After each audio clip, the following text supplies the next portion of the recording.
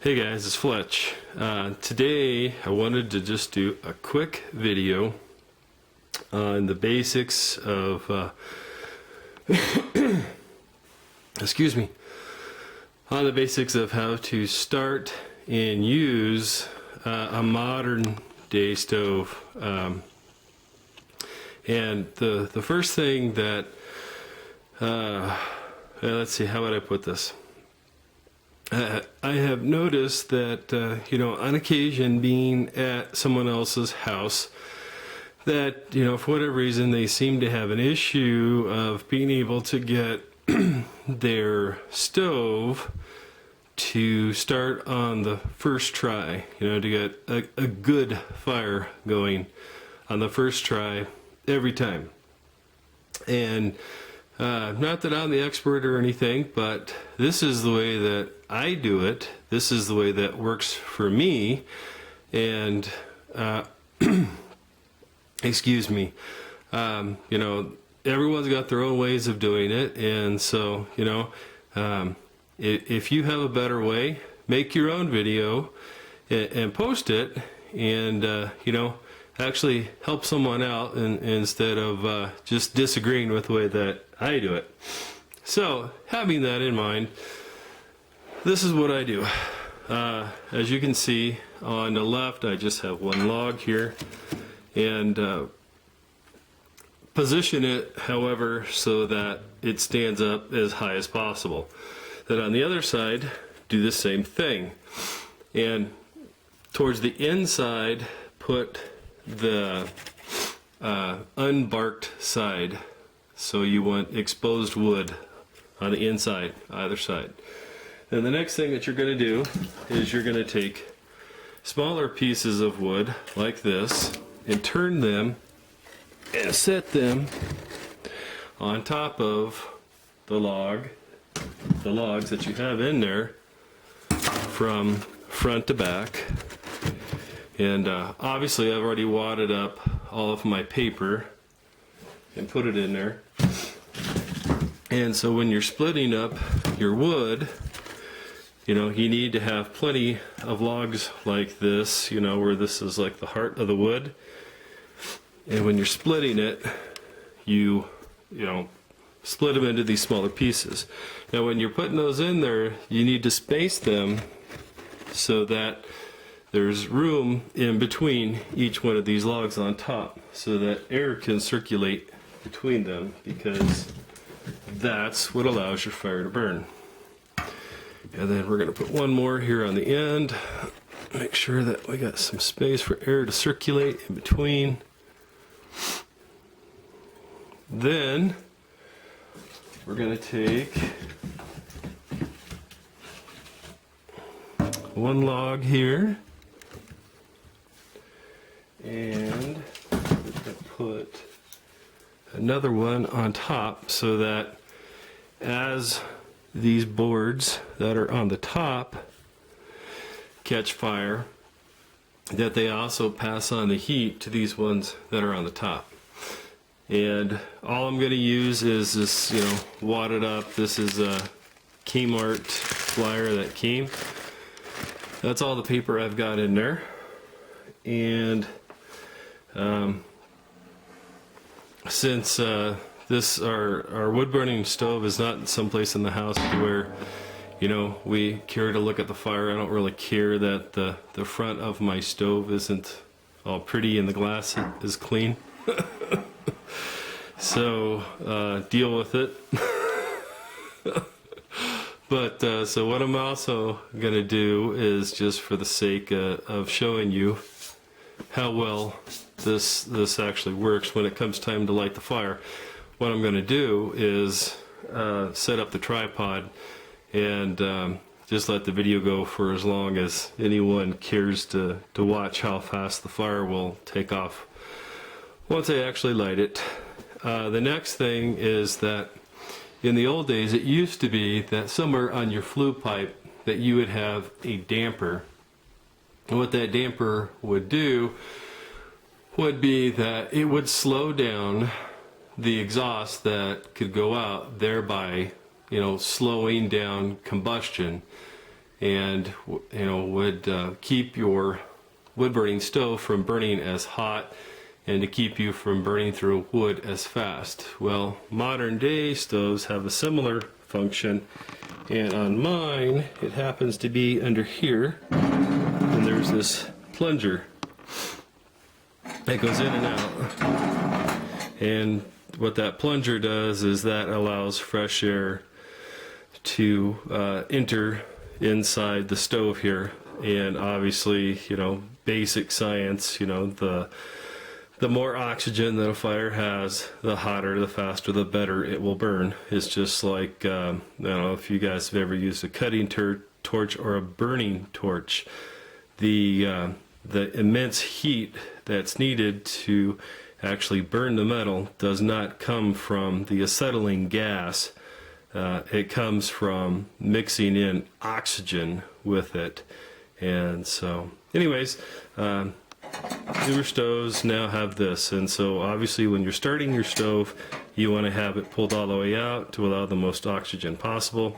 And once it burns down and you get a good bed of coals down in there, that's when like you can put your your big round logs in there, and as I call it, choke it down, push your plunger in, which cuts back the amount of oxygen that can enter, and your fire will smolder, and your wood lasts a lot longer. Your stove is not as hot, but then again, it doesn't cook you out of the house either. All right, so the last thing is that when you are actually starting your fire, what you're going to want to do, bear with me a second here as I reposition, is make sure that you are providing enough oxygen to the stove. Is you want to, and if you look how this stove is designed, you see how it's got that notch out right there, and then here's the latch handle. What that is designed for is so that it can still be latched. With the handle is down here, it's not going to open, but it's not completely closed. So you've got this gap in here to allow that little bit extra oxygen to get in there. But also, as long as the door is open, you're not you're retaining as much heat inside the stove either. So your stove will actually light easier and get hotter, so that you can just put your logs in and let them smolder, which is how a wood burning stove works.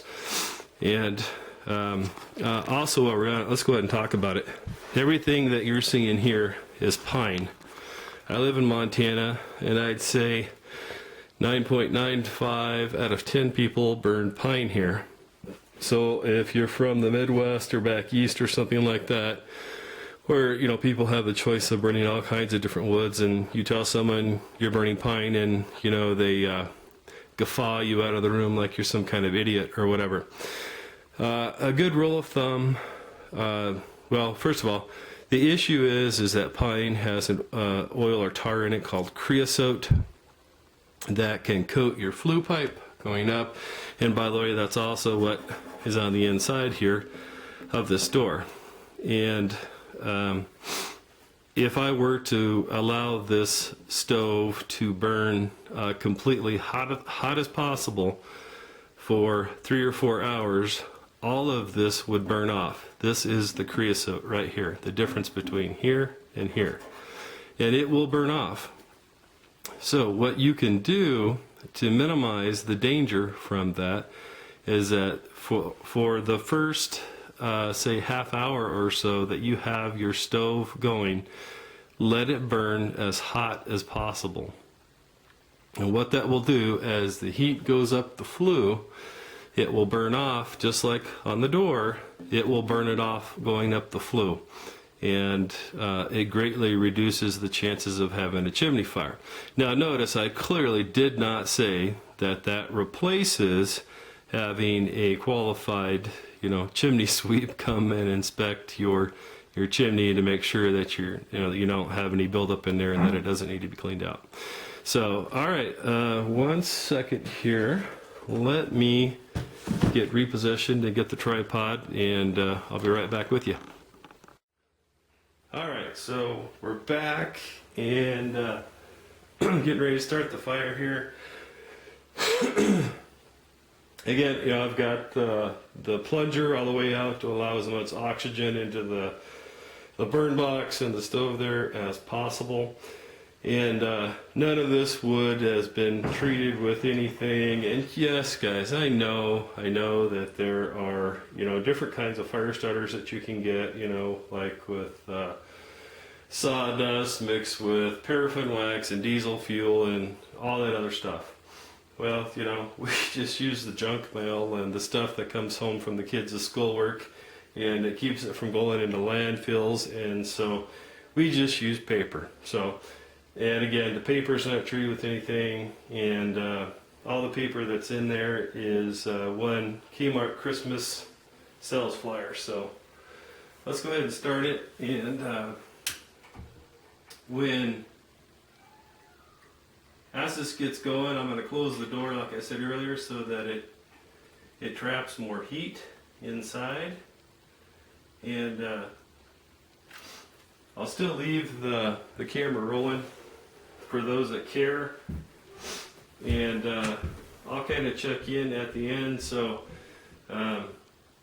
if you don't want to watch just the fire burning, you may want to just skip the last few minutes of it, and I'll show you. I think my camera will record for like 25 minutes, so you'll be able to see what the fire looks like after 25 minutes. So we got the fires already going pretty good there, as you can see. We're checking the viewfinder to make sure. Actually, let's do this. Move the camera just a little bit. Lower the tripod so you can get a better angle on what the fire's actually doing.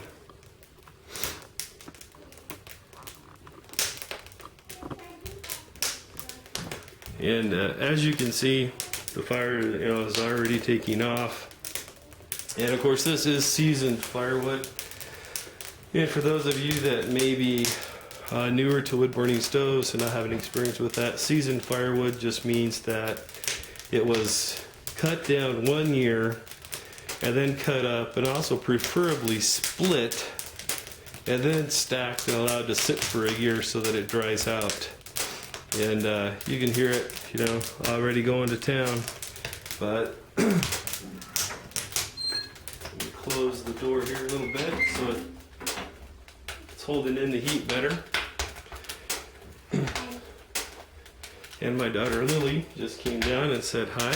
Hi, honey, how are you? Good. Good. Okay. And we're just going to let it burn. And looks like I've got 11 more minutes of recording time on this memory card. So we'll check back in a few minutes and let you see what the progress is. All right, thanks.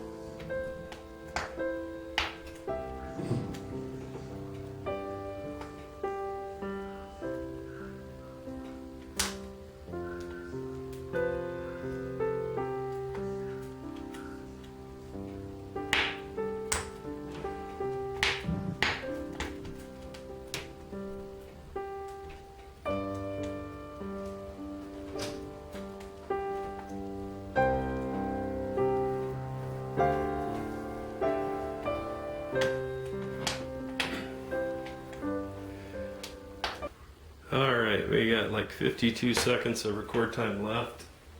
And that is nice and hot.